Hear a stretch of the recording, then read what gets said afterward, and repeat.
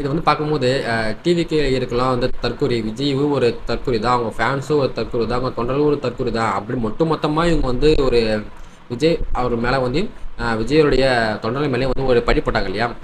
உண்மையாலுமே தற்கொலை அவங்க கிடையாது. அவங்க வந்து கரெக்டான ப்ராப்பராக இருக்கு. ஏன்னா நான் ஒரு இதில் பார்த்தேன்.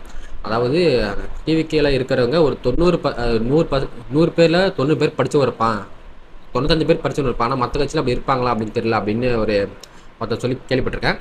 அதேமாரி தான் இப்போ வந்து ஏன்னா ஒரு கட்சி புதுசாக கட்சி உள்ளே ஆரம்பித்து உள்ளே வராங்கன்னா அவங்க வந்து ஃபஸ்ட்டு தேர்தலில் போட்டியிட்டு அவங்க வந்து குறிப்பிட்ட ஓட்டு வாங்கணும்.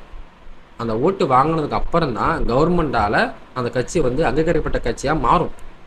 அது ஒன்றும் சின்னமே ஒதுக்கலையே, அதுக்குள்ளே அந்த கட்சி வந்து பேங்க் பண்ண போகிறாங்க, அந்த கட்சி இருக்காது அப்படின்னு சொல்லி ஒரு பொருளை கிளப்பி விட்றானோ. இது வந்து அதான் சொல்கிறேன், போட்டி இடலை அதுக்குள்ளே எப்படி அந்த கட்சி இது பண்ணுவாங்க. இதுதான் தற்கொலைன்ற விஷயத்த வந்து அவங்க வந்து அவங்களே வந்து நாங்கள் சொல்ல தேவையில்ல.